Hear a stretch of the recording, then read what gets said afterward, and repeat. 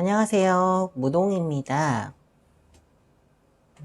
오늘은 수행의 목적성 그리고 깨달음에 대해서 한번 말해볼까 해요. 수행은 흔히 이제 깨달음을 향해서 나아가는 것이라고 많이들 말씀을 하시죠. 근데 이제 깨달음이라는 게 존재의 어떤 종착점 이렇게도 생각하실 수 있겠지만 저는 이제 오늘 좀 다른 얘기를 하려고 해요. 어리석음에 의해서 돌고 도는 것이 고통의 12연기 고통의 법륜이죠.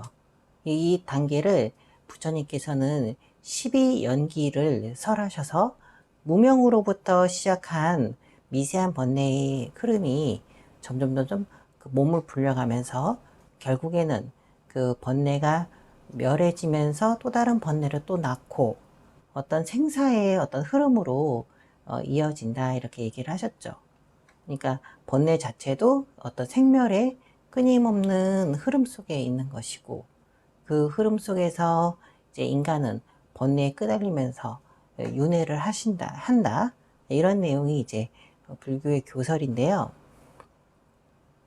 그렇지만 자각 없이 흔들리는 게 중생이라면 이제 서원이라는 분명한 목적성을 갖고서 이제 중생제도로 힘을 쓰고 깨달음을 구하고 이런 어떤 보살의 윤회도 있는 것이에요. 그러니까 윤회 자체가 바퀴라는 뜻이거든요. 근데 바퀴는 끝없이 돌아가는 그 바퀴는 무지몽매함 속에서 돌아가는 중생의 윤회라는 것이 있고 또 보살이 복덕자량을 계속 쌓고 이제 그 불보살이 되어가는 그 과정 법륜이라는 것도 해석할 수 있어요.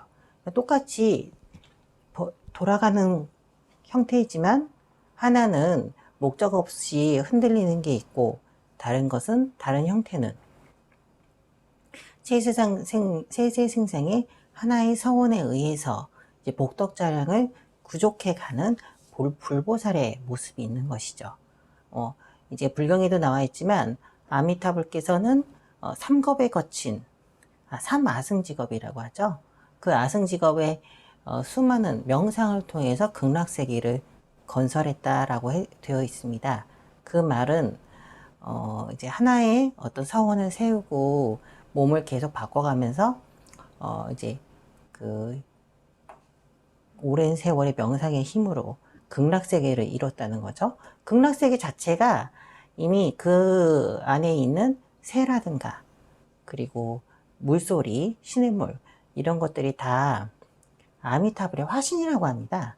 그러니까 아미타불께서 법문을 새의 모습으로 또 이제 극락세계에서 이제 하늘거리는 연꽃의 형태로 그리고 시냇물의 형태로 법문을 한다는 것이죠.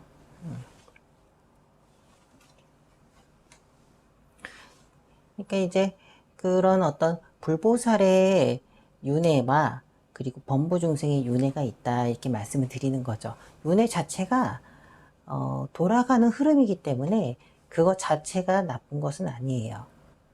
그러니까 그것을 이제 흐름 자체를 법이라고 하거든요.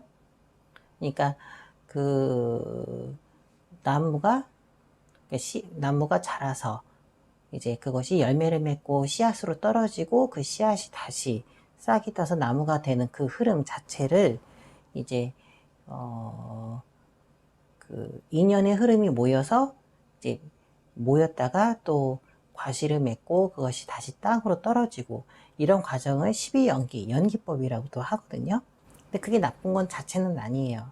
근데 그것 자체가 하나의 진리로서 남겨진 게 그것을 법이라고 하는 것이고 그 법에 의한 윤회와 그리고 무지몽매한 윤회가 있을 뿐입니다.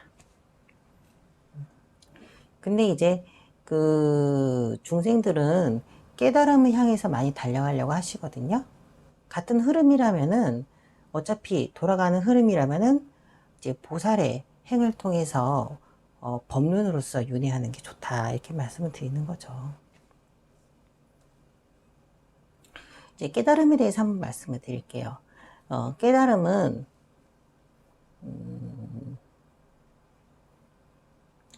이제 10m 혹은 100m에 도달했을 때 그때 깨달음이라고 한 사람도 있고, 또 1km와 그리고 수많은 10km를 도달해서 깨달음이라고 하는 사람도 있어요.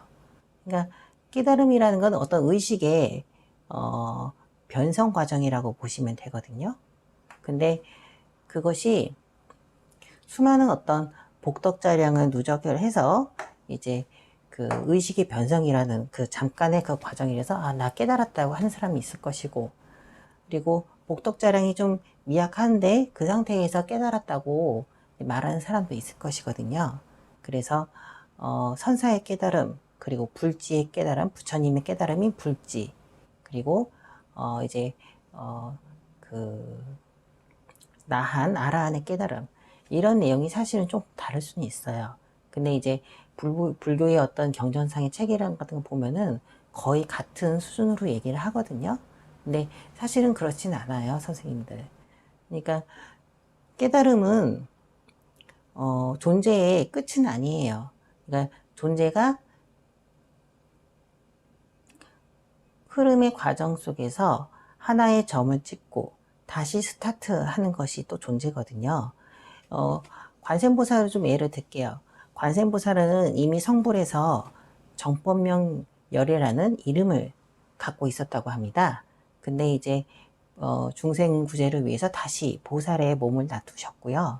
그리고 나중에 또 성불할 것이라는 수기, 그러니까 애연을 부처님한테 또 받았거든요. 그 이름은 보강 공덕 산왕열애라는 이름을 받았다고 합니다. 그러니까 관세음보살님은 석가모니, 그러니까 다른 부처님께 너는 이제 먼 훗날에 보강공덕 산왕열애가 될 것이다 라고 이제 애언을 받으셨죠. 이런 내용을 보면요, 보살이 부처님이 보살이 되었다가 다시 보살행을 통해서 다시 부처님이 되고, 이런 어떤 흐름을 좀 보실 수가 있는데요.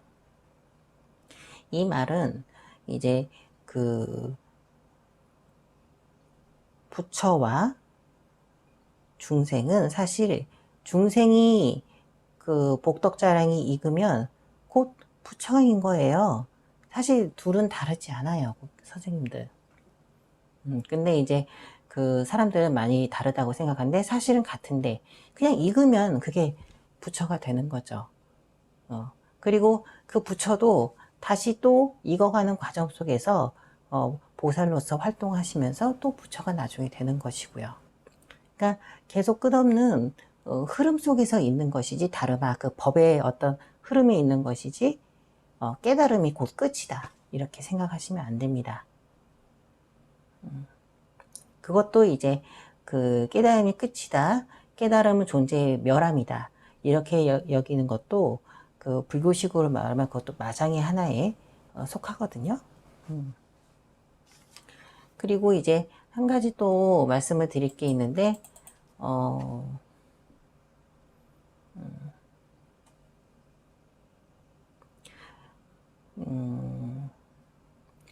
그래요. 뭐 이제 모든 게 순환하는 그런 과정이라고 보시면 되겠습니다. 그리고 한 가지 말씀을 드릴 게 있는데, 우리가 깨달음이라고 얘기할 때 우리 깨달음에 대한 생각은 나는 이렇게 괴로운데 깨달으면 이 괴로움은 모든 게 사라지겠지라는 관념이 투영되어 있거든요. 근데 그것은 조금 우리 입장인 거예요. 왜냐면은 이제 내가 부족하지 않았기 때문에 어떤 목표를 상정을 하고 거기에 도달하면 그 부족함은 말끔히 해소될 것 같은 그런 믿음이 있기 때문이죠. 수행론적으로 말씀을 드릴게요. 수행을 하다 보면 복덕이 구족이 되면서, 그리고 갈망이 조금씩 쉬어가는 과정이 있습니다. 불보살을 향해 달려가는 그런 이제 몸부림이죠. 몸부림으로 수행을 여기고, 그리고 또 몸부림을 해서 이제 성취해야 할 것 또는 얻어가야 될 것, 이렇게 여기는 게 이제 중생심이거든요.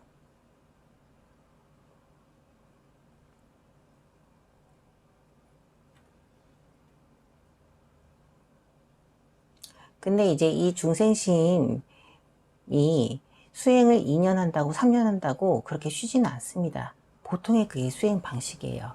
근데 제대로 된 수행을 하게 되면요, 그런 갈망심이 조금씩 쉬어갑니다. 왜냐, 내가 복덕을 구족해 가는 모습이기 때문에. 그리고 복덕을 구족해 가는 모습이면서 동시에 그게 그냥 행이에요. 나가는 행. 그 행에는 갈망으로 돌아가는 목적성으로 이루어진 행위 아닙니다. 그냥 하는 행위일 뿐이에요. 그게 이제 수행을 하면서 얻어지는 하나의 내가 변하는 모습이거든요. 근데 이제 수행을 한 2년, 3년을 해도 나는 여전히 몸부림이다, 이렇게 본인이 이제 감지가 된다면 그건 이제 수행을 잘못한 거라고 저는 보고 있습니다. 사실 또 그렇게 여기셔야 돼요. 그래서 이제 나 스스로 더 이상 이제 몸부림이 아니고 내가 구족해 나간 만큼 내가 또 변해가는 그 모습 자체가 곧 수행에 바른 어떤 그 성취의 모습이라 보시면 되겠습니다. 자, 이제 오늘 제가 말씀을 드린 건, 깨달음이라는 것은 존재의 끝이 아니고, 그리고 존재의 끝이 아니고 하나의 다름한 흐름인 것이고, 그리고 우리 존재는 구족을 하는 만큼 무거워지기 때문에 수행 자체를 이제 몸부림으로 하지 말고, 그리고 구족해가는 하나의 행처럼, 하나의 행으로서 수행을 하고 있다면 그거는 이제 본인이 잘 가고 있다는 뜻입니다. 그리고 또 이제 불보살의 하나의 모습은 중생이 익어가면 곧 불보살인 거고, 불보살의 모습은 또 나중에 그 당시로서는 또 다시 닦을 필요가 있다고 하면 그건 다시 보살이 되는 거예요. 그리고 인간이 이제 수행심으로 살면 그거는 이제 끄달리지 않는, 어둠에 의해 끄달리지 않는 그 윤회가 아니고 법륜의 바퀴로 돌아가는 그 윤회인 것이에요. 그래서 이제 여러분들은 오늘 강의를 통해서 이제 수행에 대한 바른 견해를 좀 얻으셨으면 좋겠습니다. 자, 좀 마음이 좀 편안해지셨나요? 네, 감사합니다. 오늘 이만 하겠습니다.